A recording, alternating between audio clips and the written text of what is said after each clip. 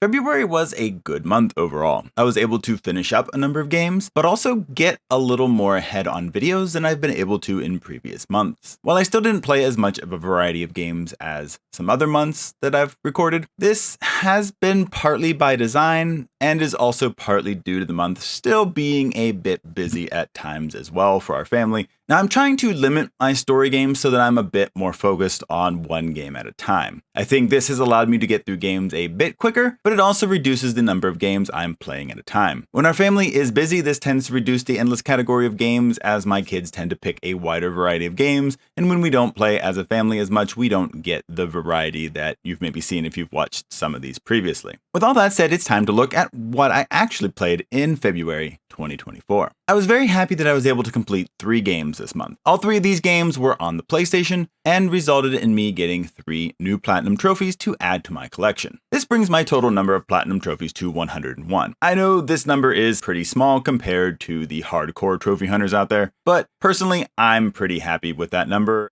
So the first completed game of February is Final Fantasy IV Pixel Remaster. I was able to finish up this game very early on in February. I had been working through the game for a little over a month at that point, so I was happy to be able to wrap this game up. This was the first Final Fantasy game I ever owned back when I was a kid, and it was only known as Final Fantasy II in the US. I just really enjoyed my time with the game. I do have a review coming out for this version of the game next week, so if you want to hear more of my thoughts about the game, be on the lookout for that. However, I do really like the game, and it's always really fun to find out that games you enjoyed when you were younger actually hold up when you revisit them later on. Second completed game is Air Memories of Old. This was a new game that I started during February. It's a short little game that is a 3D puzzle platformer with a focus on exploration. It's the kind of game that doesn't give you a lot of details about the world that you're in, but you kind of piece things together as you go. You're a person who can turn into a bird, which is good because something bad has happened to this world and the world is broken up into a number of different floating islands. You're kind of given a mission to keep the world from being destroyed altogether. At least I think that's what you're supposed to do. It's definitely not a game with a very strong narrative going on, and you kind of get it pieced together as you're traveling around to the various areas that you need to go to. Overall, it's an interesting game, but it had a few too many flaws for my taste. I am hoping to get a review out for this in March as well to say why it didn't really resonate too much with me, so be on the lookout for that. I'm hoping that that'll be kind of the week after my Final Fantasy IV Pixel Remaster review, but we'll see what happens. And the last completed game of February is Zombie. I have been working through this game for a number of months. I had finished my first playthrough of Zombie in December and have been working on trying to go through the game a couple more times to earn the last 2 trophies I needed. This wasn't necessarily hard, but it did require a bit of a slog, a bit of a grind, because I felt the game was just kind of average and totally should have had difficulty stacking on the trophies in the first place, but instead I had to beat it on the hardest mode, the regular mode, and on the easy mode of difficulties. And by the time I was done, I am very happy to place Zombie in my rearview mirror and figure out another trophy game to work on in the future. I have just 2 story games ongoing at the moment. I'm trying to trim this category down at least for a season and focus on 1 game on PC and 1 game on PlayStation to work through at a time. I feel like this will help me get through games a bit quicker, even though it will result in less games played each month.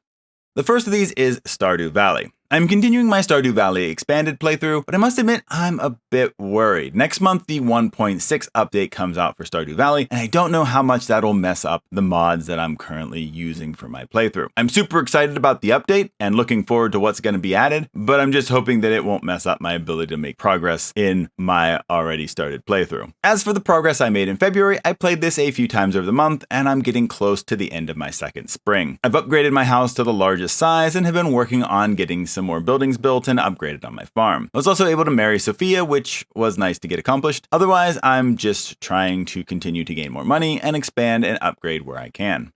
The second story game is Final Fantasy V Pixel Remaster. Continuing on my journey through the Final Fantasy series, I am now playing through Final Fantasy V. This is one I have played a little bit of before, but I don't think I ever finished it completely. Again, this is one that was not released in the United States early on, so it's just been released through kind of collections and remasters like this later on. I don't feel like I'm super far in the game as of yet, but I have enjoyed what I've played. It's maybe not quite as enjoyable as Final Fantasy IV, but in part that could just be because the narrative isn't quite as strong out of the gate. I'll just have to wait and see how things progress. The job system of Final Fantasy V is fairly interesting though. I like how leveling up jobs gives you abilities to use with other jobs. It's a fun system that eliminates some of the problems I had with Final Fantasy III's job system, so I am looking forward to playing around with the jobs and seeing where the story goes. I like the turn-based gameplay of all the Final Fantasies, and this continues to have that. So gameplay, it has me largely, and I really do like the job system compared to the earlier one. So that's also an improvement. So I'm hoping that, even if this story isn't quite as good as Final Fantasy IV, that it'll still be good enough that I'll be able to really enjoy my time with the game overall.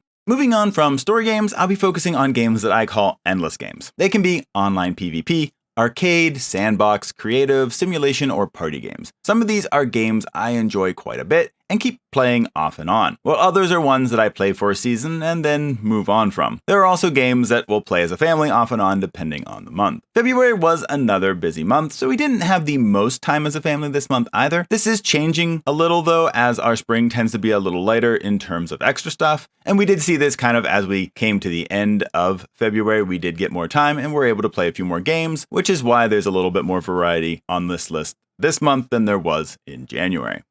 The first of these is Fortnite. So just like we've been able to play a more variety of games, we were also able to play Fortnite a little bit more in February than we had in January. I'm still a bit behind where I would like to be in terms of levels for the season, but I'm in a better place than I was last month. I have reached these super levels, and while I would like to get all of those unlocked, I'm not really sure I'm going to be able to make it. I may try to grind out some levels in this last week or so, but I doubt I'll hit 200. I might get pretty close though, so I'm hoping to get at least as far as I can. I am very much looking forward to the Greek mythology season that seems to be on the horizon. I've always been interested in Greek mythology, and having a Fortnite season themed like that should be a lot of fun. It's actually a season idea that I've kind of had as a possibility since I think chapter 1. I'm like, oh, that would be really cool if they would do a Greek mythology or an Egyptian mythology season. And now we have a Greek one. So I'm hoping that it will be a lot of fun to play through. Second endless game is Marble Snap. I have still been playing Marble Snap regularly, as it's a game that doesn't take a lot of time. You can easily play a round or two here and there and just kind of move on to do something else. I keep enjoying the gameplay as I've been playing all these months, but I must admit that it seems like the game has gotten quite a bit stingier over time. I used to get a decent number of new cards each month, but the last few months have been pretty bare bones. This month I was able to get Blob, Black Swan by buying the season pass, and Gladiator, which wasn't bad, but I have had far better months, and it feels like I'm falling further and further behind in the number of cards that I don't own. This never makes you feel super good in a game like this. Like, there was a time where I felt like I was kind of coming up and being able to make progress in getting close to getting all the cards. I was like 12 away, and now I'm like 20 some cards away from having a full collection of cards. And that just doesn't feel good because it makes it feel like there's just a way to try to get you to spend more money. I don't really like how that feels. The good thing is that I do have enough cards to make decks that are still competitive. I am hoping that the developers do make some changes with some of that stinginess. I particularly would like the random 4-5 series card in the spotlight caches to be done differently. Either don't allow doubles at all, like so you can't get a card that you've already owned, or reimburse players better when they do get a duplicate. Getting a measly 1,000 collector's tokens feels really bad and not a good trade-off at all. That said, I still do enjoy playing Marble Snap. I just kind of wish that I would be able to have a little bit more excitement when, opening up certain things that they have in the game and being able to have the chance to get cards a little bit more, or at all in some of the cases, than we do right now. Third endless game is NGU Idle. I've been continuing on my journey through this little idle game. It is pretty crazy how many things I am unlocking and still have to unlock. This is a pretty meaty game when it comes to the different ways you can augment your stats. It is also getting to the point where I feel like the movement forward is going to be kind of slow and grindy and maybe not the most enjoyable. This means that I'm not really sure if I'll see this game to its end or not. The good thing is that it is an idle game and therefore doesn't necessarily have to have your attention all the time. The bad thing is that idle games can take up much more of your time than you realize. So we'll see what I do with this game. I am still playing it right now, but I'm not sure how many more months I will.